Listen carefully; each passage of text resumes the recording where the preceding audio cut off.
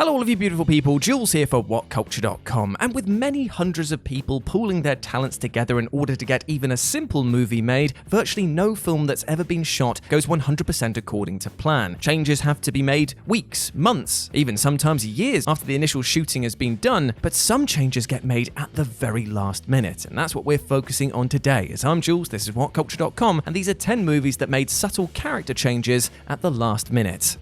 Number 10. Apocalypse's voice was redubbed and remixed to sound more menacing. XMen Apocalypse. It's fair to say that most X-Men fans were left pretty underwhelmed by Oscar Isaac's portrayal of Apocalypse, and Isaac himself wasn't exactly thrilled with how it turned out, in large part because of his character's unimposing design. Many fans lamented the fact that the cinematic version of this character simply didn't look supernaturally large as his comic book counterpart did, and was basically, well, just a guy in a rubber mask suit. And this was compounded by some people complaining that in the first teaser trailer, Apocalypse's voice didn't sound nearly badass enough for the planet-annihilating big bad he was supposed to be. He just pretty much sounded like Oscar Isaac shouting. The feedback soon enough got to the director Bryan Singer, and mere weeks before the film opened, he informed fans that Apocalypse's voice was still being finalized. Though the villain's voice did improve between trailers as the film's release neared, the more distinctly different bass-rich vocal tenor that appeared in the end product was actually the result of Isaac's vocals being re-recorded with 3 microphones simultaneously during post-production. This allowed the sound mixing team to combine the 3 recordings together to create a more uncanny voice. It was a nice touch, but unfortunately, well, Apocalypse still sucked. Number 9. The protagonist's name was changed from Eve to Ava. Ava.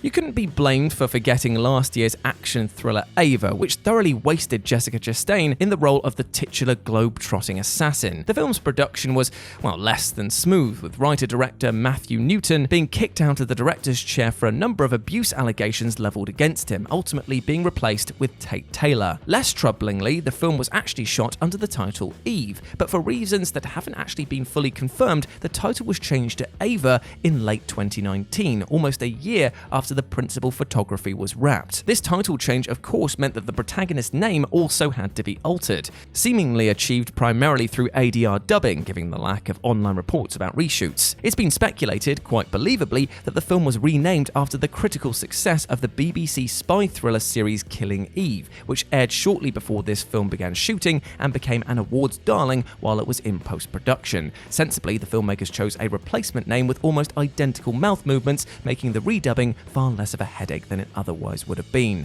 It's still a terrible movie though. Number 8. The aging makeup for the epilogue was scaled back. Harry Potter and the Deathly Hallows Part 2.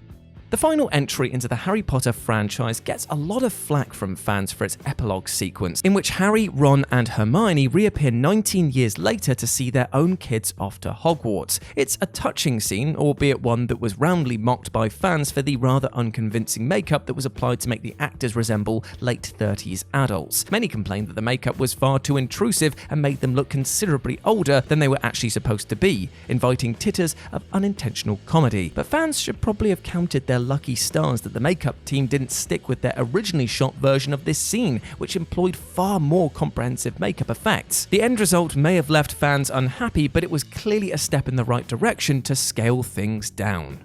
Number 7. Winston Dever was made more earnest. Incredibles 2.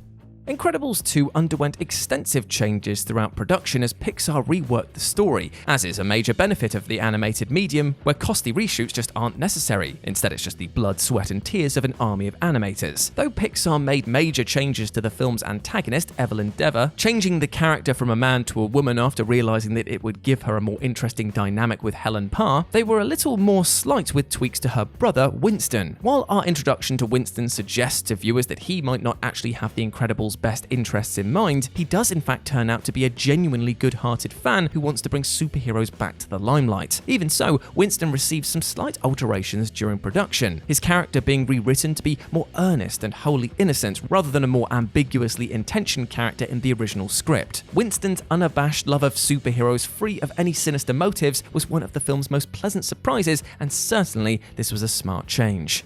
Number 6. Older Saw Gerrera was given hair. Rogue One, a Star Wars story. It's no secret at all that Rogue One, a Star Wars story, went through extensive reshoots to reshape the movie's tone and characters in post-production, and although Saw Gerrera's character did receive a noticeable cosmetic change during the course of filming, it wasn't actually the result of reshoots as many had suspected. In later trailers for the film, fans noticed that Whittaker, who had only appeared bald in the earlier trailers, was now sporting a large mane of grey hair, seeming to suggest the change was a reshoot decision. Yet Whittaker himself confirmed that this wasn't the case, but rather that he and the filmmakers came to the decision to give Saw an altered appearance for his years later scenes during the course of the original shoot. While it wasn't last minute enough to be a reshoot decision, the tufty grey hair wasn't something that he and director Gareth Edwards arrived at until they were already in production. Number 5. Bane's voice was redubbed to be more coherent. The Dark Knight Rises. Christopher Nolan sure does love his sound mixes, doesn't he? As evidenced no better, or indeed more frustratingly, than in his most recent film Tenet, where the realistic environmental sounds often actually drowned out the spoken dialogue. Nolan first received blowback for his technique during the production of The Dark Knight Rises, as when the film's IMAX prologue sequence was released in front of Mission Impossible Ghost Protocol, many complained that they couldn't actually understand a word that Bane was saying. Though Nolan initially denied that he would be fixing the scene to be more decipherable, the final theatrical version is infinitely clearer, due to the dialogue having been both redubbed and remixed in various parts. Hardy's new delivery had a more musical tenor to it, which lends Bane a darkly comedic, playful quality compared to his more straight-up menacing tone that was seen in the IMAX prologue. It may have done nothing to alter the character arc throughout the film, but no doubt it did have an effect on how audiences ultimately came to perceive him. And if you don't believe me, well, check out the comparison online, it's quite remarkable. Number 4. Darth Maul's cameo was retooled to better reflect his personality. Solo, a Star Wars story. The big surprise in Solo, a Star Wars story was the hugely unexpected cameo from Darth Maul at the very end, with the Phantom Menace's Ray Park even returning to perform the physical component of the role. Additionally, original Maul voice actor Peter Serafinowicz was brought back to provide the villain's distinctive vocals, but during post-production it was felt that this iteration of Maul wasn't actually consistent with the one that was featured in various Star Wars animated series, and so the decision was made to bring aboard both Star Wars animation honcho Dave Filoni and the voice actor who provided the dulcet tones of Maul across the series' animated shows. The scene was ultimately re-scripted, reshot, and then redubbed, replacing Peter Serafinowicz, which is a shame because he's a lovely man. Number 3. Casey Brackett changed from a science teacher to an evolutionary biologist, the Predator. It's no secret at all that Shane Black's The Predator went through extensive reshoots before finally arriving in cinemas for a thorough panning from critics and fans alike. The third act of the film was significantly reshaped in post-production, with entire subplots being removed and character arcs significantly altered. But one of the more minor changes that came about was a tweak to the profession of the film's female lead, Casey Brackett. The film's first official synopsis, released shortly after reshoots started, referred to Casey as a disgruntled science teacher, though by the time that reshoots were complete and its release was near, the synopsis was updated to refer to her as a disgruntled scientist. More precisely, she was an evolutionary biologist. Considering that several weeks of reshoots were conducted to fix the ending, it seems that her character's vocation was also changed, to give her a more direct and believable link to the story's central DNA shenanigans. Well, for what little good it served the story. Number 2. Gamora's eye color changed from green to brown. Guardians of the Galaxy. It's strange to think while looking at early photos from the set of Guardians of the Galaxy that the Gamora that we know and love almost look completely different. In some particular screen tests, we can see her sporting some green eyes, giving the character a distinctly unnatural hue. It was later revealed that the contacts were extremely uncomfortable to wear, and so when James Gunn made the last-minute change of mind to switch her to brown eyes, I think that everyone was grateful for that. Considering how effortlessly visual effects can change a character's eye color, do filmmakers really need to put actors through this kind of suffering and anxiety anymore? And number 1, Marlowe and Vivians' interactions were reshot to be more flirtatious. The Big Sleep.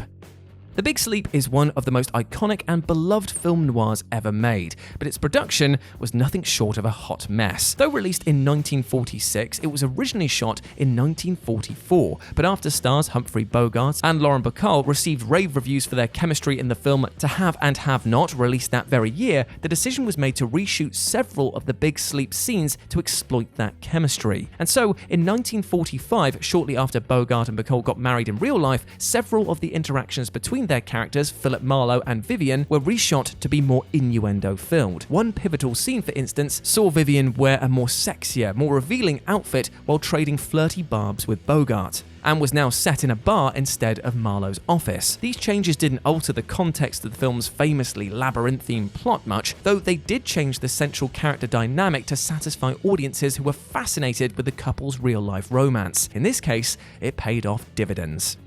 And there we go, my friends. Those were 10 movies that made subtle character changes at the last minute. I hope that you enjoyed that, and please let me know what you thought about it down in the comments section below. As always, I've been Jules. You can go follow me over on Twitter at RetroJ0, or you can swing by Live and Let's Dice over on YouTube, where I do all of my streaming outside of work, and it'd be great to see you over there. But before I go, I just want to say one thing. I hope that you're treating yourself well, both mentally and physically. Treat yourself with love and respect, my friend, because you goddamn well deserve it. And do not let anything or anyone else tell you otherwise, alright? You're a massive ledge, now go out there and smash it. As always, I've been Jules, you have been awesome. Never forget that, and I'll speak to you soon. Bye.